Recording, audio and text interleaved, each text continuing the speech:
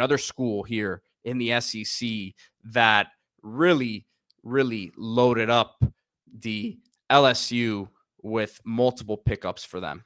Yeah, and multiple positions, right? So let's start at the quarterback spot where it all begins. Michael Van Buren, we talked about him on a recent episode when he decided to transfer from Mississippi State. Obviously, he knew what he was doing, ends up going to a higher profile program.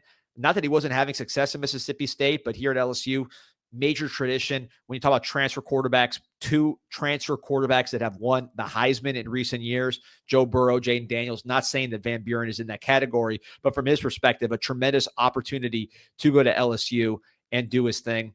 Someone from St. Francis in Baltimore, Maryland, very winning player in high school, top 10 finishes multiple years as the head of that program, goes to Mississippi State, not expecting to start due to an injury to Blake Shapen, ends up taking the starting job. And I thought he played very well, 11 touchdowns, 7 picks, over 300 yards, and 3 touchdowns against Georgia. So it's not like this guy didn't show flashes. He's not the biggest quarterback in the world. He's not your 6'5" prototype, but he's got enough size, and he's got a really, really quick and twitchy arm, which he used to throw down the field against the Georgia Bulldogs. Again, not a finished product by any means, but you go to a team like LSU, you're developed by Coach Kelly. You have Garrett Nussmeier coming back for his last year. He will be the starter. You can watch him, learn from him. Then he goes to the NFL. And hopefully, if you're Michael Van Buren, you take over for Nussmeier, and it's a seamless transition.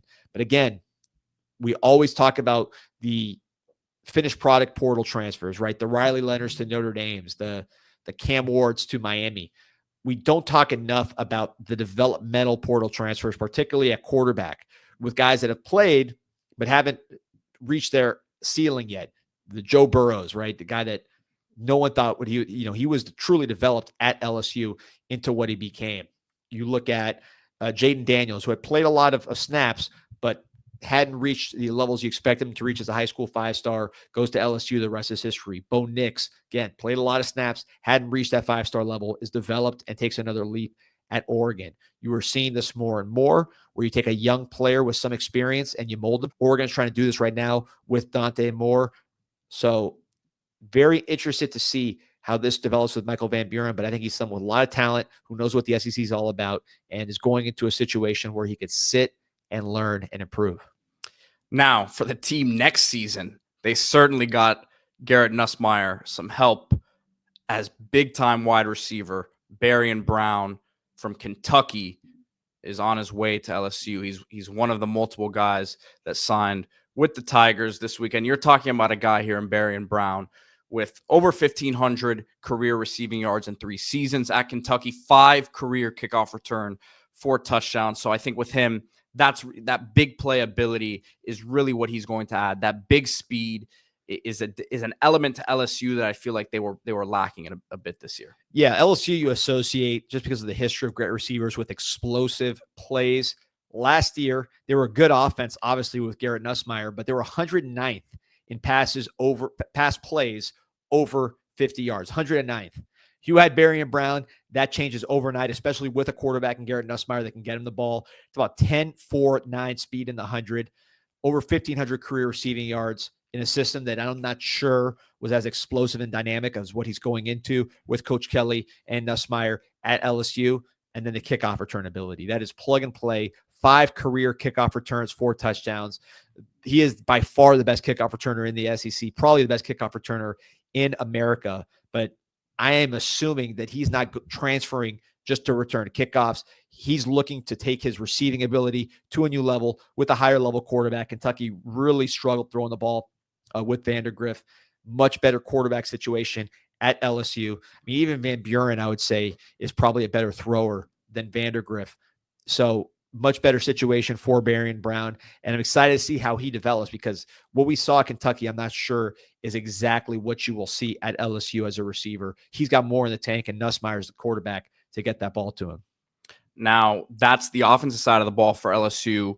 They also did some work on the other side of the ball as Nebraska starting defensive end Jimari Butler signed with LSU. This guy was a starter for the Cornhuskers the past 2 seasons.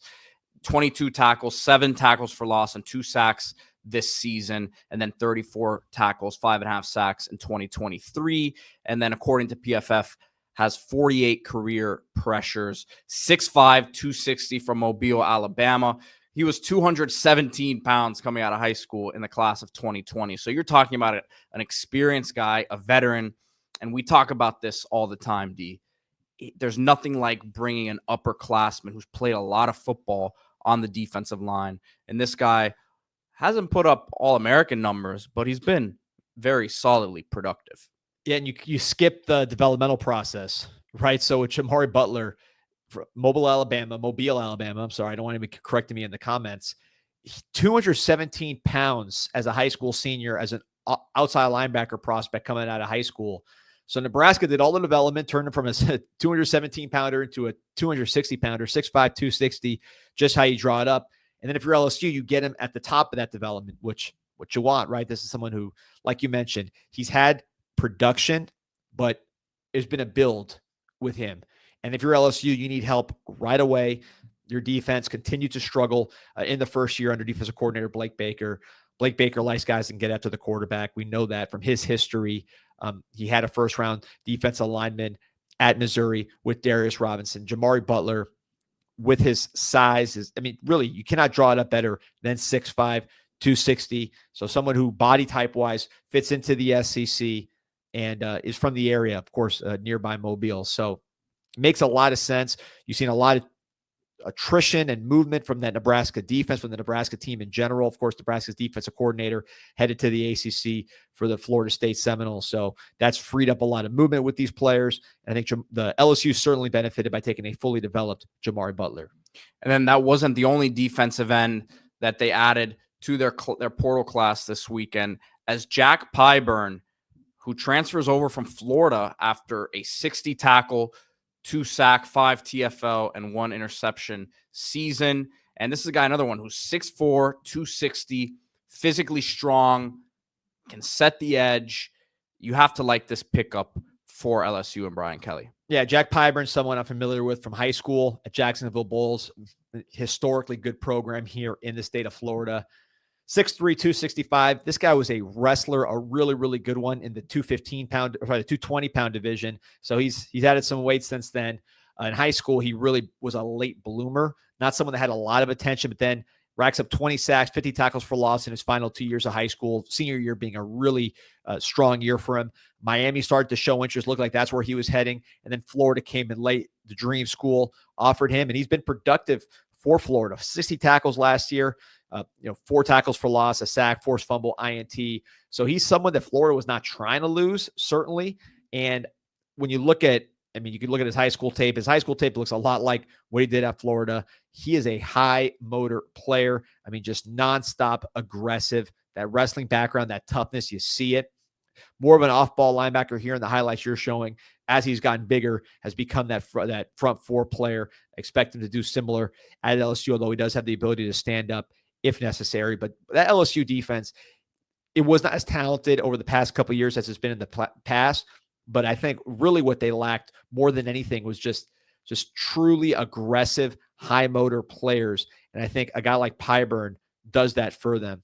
As we watch here, Barion Brown, again, so much speed added with this pickup. And when you look at all the pickups in total, quarterback of the future, potentially. When you lose a Bryce Underwood, you got to recover somehow. I should have mentioned that in the front. That's the kind of the elephant in the room at the quarterback position with LSU. You lose Bryce Underwood, you get Michael Van Buren. Barion Brown adds to your dynamic speed down the field, which was a need. And then your defense needs all the help you can get. So you add 2 edges, one a really big body guy, another more of a slightly undersized guy who plays stronger with the wrestling leverage and plays with his hair on fire. I think all of these moves make sense for what LSU is trying to do and helping them recover from the sting of losing a Bryce Underwood to Michigan.